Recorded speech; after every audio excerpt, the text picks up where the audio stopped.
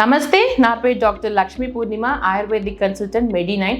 ఈరోజు మనము peptic ulcer గురించి తెలుసుకుందామండి. మామూలుగా పెప్టిక్ అల్సర్స్ ఎవరిలో వస్తుంది, ఎందుకు వస్తుంది, మనం దానికి తగ్గ జాగ్రత్తలు ఏంటో చూద్దాము. నార్మల్గా పెప్టిక్ అల్సర్స్ అంటే ఫస్ట్ మనకి గ్యాస్ట్రిక్ ప్రాబ్లం ఎప్పుడైతే ఉంటుందో, మనం ఇర్రెగ్యులర్గా ఫుడ్ అనేది కరెక్ట్ టైం తీసుకోకపోవడం వల్లనో, మళ్ళీ లేదా ఎక్సెసివ్ ఫ్యాటీ ఫుడ్ కానీ, స్పైసీ ఫుడ్ కానీ, ఎక్కువగా క్యాన్డ్ ఫుడ్ కానీ తింటున్న వాళ్ళలో మనం ఈ ప్రాబ్లం అనేది చూస్తుంటామండి.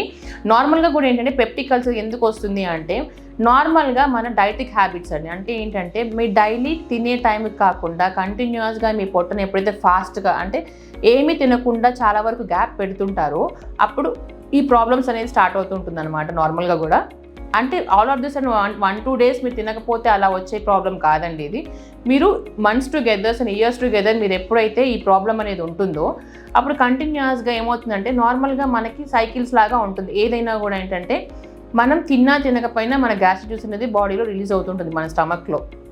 ఎందుకంటే ఆ పర్టికులర్ టైం వరకు ఏంటంటే ఆ గ్యాస్ట్రిక్ జ్యూస్ రిలీజ్ అయిపోయి మనం స్టమక్ పైన వచ్చి యాక్ట్ అవుతూ ఉంటుంది అనమాట. ఆ టైంలో మీరు ఎప్పుడైతే ఎక్కువగా ఫాస్ట్ చేస్తుంటారో ఆ గ్యాస్ట్రిక్ జ్యూస్ అనేది వచ్చి మన స్టమక్ పైన ఉన్న ఆ మ్యూకోజా పైన ఎఫెక్ట్ అవుతూ వస్తుందన్నమాట. అలా కంటిన్యూస్గా ఎప్పుడైతే ఆ గ్యాస్ట్రిక్ జ్యూస్ అనేది ఆ కాన్సన్ట్రేటెడ్ జ్యూస్ మన మ్యూకోజా పైన అటాక్ అవుతుందో అప్పుడే మనకి పెప్టిక్ అల్సర్స్ అనేది ఫామ్ అవుతుంటుంది అనమాట. దీనికి తగు జాగ్రత్తలు తీసుకోవాల్సిన అవసరం ఏంటంటే మనం కంపల్సరీ ఒక టైంలో మనం డైట్ తీసుకుంటూ ఉండడము. దట్టు ఇంకేంటంటే నా పెప్టిక్ అల్సర్స్ కొంచెం ఏంటంటే దాని సింటమ్స్ ఎలా ఉంటుందంటే మంట పుట్టడము, మీరు ఏది తిన్నా అరగకపోవడము, మళ్ళీ ఏంటంటే ఎప్పుడు చూసినా ఏదో కొంచెం అనీజీగా ఉండడము, అంటే వీక్నెస్ లాగా కూడా చాలామంది ఫీల్ అవుతుంటారు అనమాట పేషెంట్స్ అనమాట. ఇలా ఉన్న వాళ్ళలో ఏంటంటే నార్మల్గా కూడా మనం ఏంటంటే ఆ డైట్ అనేది చాలా ఇంపార్టెంట్ రోల్ని ప్లే చేస్తుందండి. ఎప్పుడైతే పెప్టిక్ అల్సర్స్ ఉన్న వాళ్ళు కానీ గ్రీన్ చిల్లీస్ కానీ రెడ్ చిల్లీస్లో ఉన్న కానీ పచ్చళ్ళు ఆ మెయిన్గా తిన్నారంటే మీకు ఏంటంటే ఇక్కడ మొత్తం ఈ ట్రాక్ట్ మొత్తం బగబగా మండుతున్నట్లు ఫీల్ అవుతుంటారు చాలామంది. అలా ఉన్న వాళ్ళు ఏంటంటే మెయిన్గా అసలు గ్రీన్ చిల్లీ వాళ్ళ ఫుడ్లో తీసుకోకూడదు. అలానే మిర్చి కూడా ఏదైతే మనకి ఇరిటేట్ చేస్తుందో, ఏ ఫుడ్స్ అయితే మనకి ఇంటెస్టినల్ మ్యూకోజాలు కానీ పొట్టని స్టమక్లో ఉన్న మ్యూకోజా కానీ ఇరిటేట్ చేస్తుందో అలాంటి ఫుడ్స్ అనేది కంపల్సరీ అవాయిడ్ చేయాల్సిన అవసరం ఉంటుంది.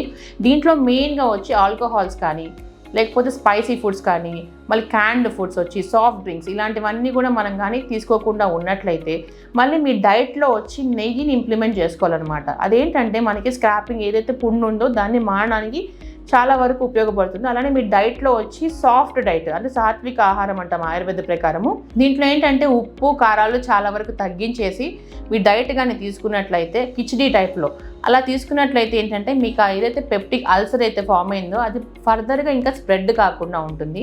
దీంతో పాటు కొంచెం మీరు ఫైబర్ ఫుడ్ కానీ లేదా జావ లాంటివి కానీ ఇంప్లిమెంట్ చేసుకున్నట్లయితే మీకు ఆ ప్రాబ్లం అనేది చాలా వరకు తగ్గుతుందండి. కానీ దీన్ని అయితే మనం మెయింటైన్ చేసుకునే దాంట్లోనే ఉంటుంది.